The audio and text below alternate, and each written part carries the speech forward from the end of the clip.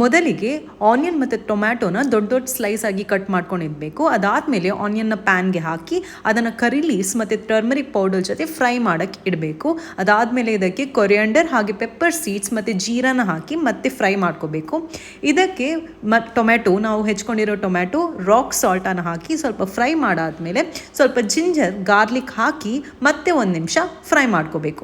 Fry ಆದಮೇಲೆ ಇದನ್ನು ಸ್ಟವ್ವಿಂದ ತೆಗೆದು ಸ್ವಲ್ಪ ಕೂಲ್ ಆಗಲಿಕ್ಕೆ ಬಿಟ್ಟು ಆದಮೇಲೆ ಇದನ್ನು ಒಂದು ಮಿಕ್ಸಿ ಜಾರ್ಗೆ ಟ್ರಾನ್ಸ್ಫರ್ ಮಾಡಿ ಇದಕ್ಕೆ ರೆಡ್ ಚಿಲ್ಲಿ ಹಾಗೆ ಟ್ಯಾಮ್ರಿಂಡ್ ಹಾಕಿ ಇದನ್ನು ಫ್ರೈ ಪೇಸ್ಟ್ ಆಗೋ ತನಕ ಗ್ರೈಂಡ್ ಮಾಡ್ಕೋಬೇಕು.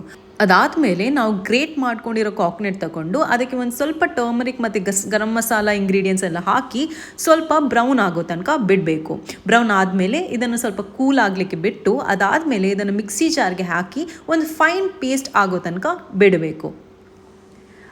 ಅದಾದಮೇಲೆ ಈ ಎಲ್ಲ ಇಂಗ್ರೀಡಿಯೆಂಟ್ಸ್ನ ಚಾಪ್ ಮಾಡಿಕೊಂಡು ಒಂದು ಪ್ಯಾನ್ಗೆ ಚಿಕನ್ ಮತ್ತು ಈ ಎಲ್ಲ ಇಂಗ್ರೀಡಿಯೆಂಟ್ಸ್ ಹಾಕಿ ನಾವು ಪ್ರಿಪೇರ್ ಮಾಡಿರೋ ಮಸಾಲ ಹಾಕಿ ಇದನ್ನು ಸರಿಯಾಗಿ ಮಿಕ್ಸ್ ಮಾಡ್ಕೋಬೇಕು. ಅದಾದಮೇಲೆ ಇದಕ್ಕೆ ಒಂದು ಸ್ವಲ್ಪ ಸಾಲ್ಟ್ ಹಾಕಿ ಮತ್ತೆ ಒಂದು ಸ್ವಲ್ಪ ನಾವು ಫ್ರೈ ಮಾಡ್ಕೋಬೇಕು. ಇದಕ್ಕೆ ಸ್ವಲ್ಪ ಗೀ ಕೂಡ ಮಿಕ್ಸ್ ಮಾಡ್ಕೋಬೇಕು. ಅದಾದಮೇಲೆ ಇದನ್ನು ಬಾಯ್ಲ್ ಆಗಲಿಕ್ಕೆ ಬಿಡಬೇಕು. ಚಿಕನ್ ಪ್ರಾಪರಾಗಿ ಬಾಯ್ಲ್ ಆದಮೇಲೆ ನಮ್ಮದು ಗ್ರೇಟೆಡ್ ಕಾಕೋನಟ್ ಪೇಸ್ಟ್ ಏನು ಮಾಡಿದ್ವಿ ಅದನ್ನು ಹಾಕಿ ಇದನ್ನು ಮತ್ತೆ ಒಂದು ಸ್ವಲ್ಪ ಕುಕ್ ಆಗಲಿಕ್ಕೆ ಬಿಡಬೇಕು. ಒಂದು 10-15 ನಿಮಿಷ ಕುಕ್ ಆಗಲಿಕ್ಕೆ ಬಿಡಬೇಕು. ಪಕ್ಕದಲ್ಲೇ ನಾವು ಒಗ್ಗರಣೆನ ಪ್ರಿಪೇರ್ ಮಾಡ್ಕೋಬೇಕು. ಅದನ್ನು ಮತ್ತೆ ನಾವು ಈ ಚಿಕನ್ ಕರಿಗೆ ಆ್ಯಡ್ ಮಾಡ್ಕೋಬೇಕು. ಅದಾದಮೇಲೆ ಇದಕ್ಕೆ ಒಂದು ಸ್ವಲ್ಪ ಮೇಲ್ಗಡೆ ಕೊರಿಯಾಂಡರ್ ಲೀವ್ಸ್ನ ಹಾಕ್ಕೊಳ್ಬೇಕು.